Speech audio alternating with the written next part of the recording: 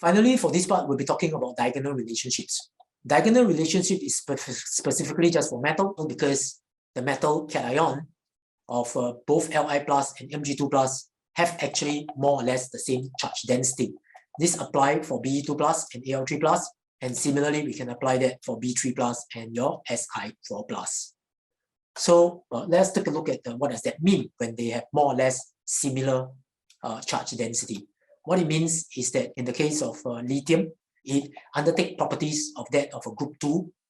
And in this example, in group 2 nitrates, you will find that lithium nitrate can decompose.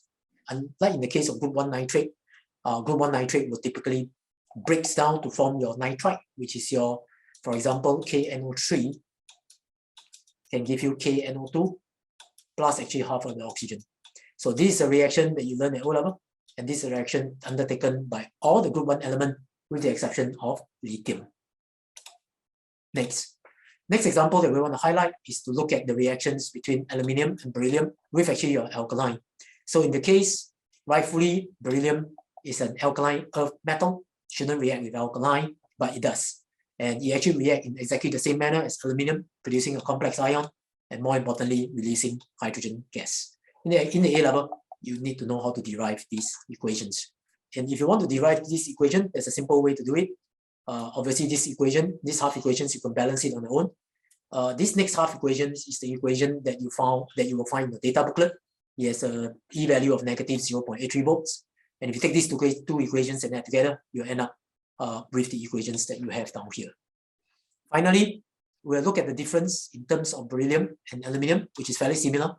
In the case of beryllium, it behaves like aluminium, which is an amphoteric metal. So it can react with your acid to produce hydrogen gas. Beryllium will also react with alkaline to also produce hydrogen gas, as here.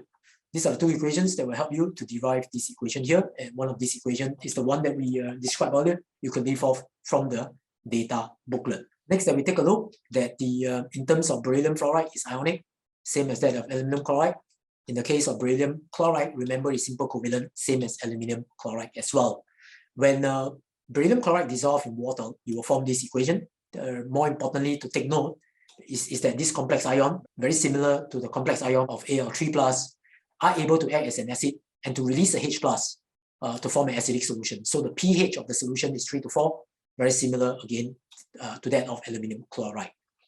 Next, as far as beryllium bromide is concerned, it is actually simple covalent as well. So be mindful that the beryllium chloride, very similar to BeCl2, are both simple covalent, since Br minus has a larger electron cloud. So if Cl minus electron cloud can be polarized by Be2 plus such that they form covalent bond, definitely Be2 plus can polarize the Br minus electron cloud to form covalent bond as well. When it comes to BeO, bear in mind that BeO is predominantly ionic, very similar to aluminium oxide. And this is the respective formula of the complexes and the respective shapes.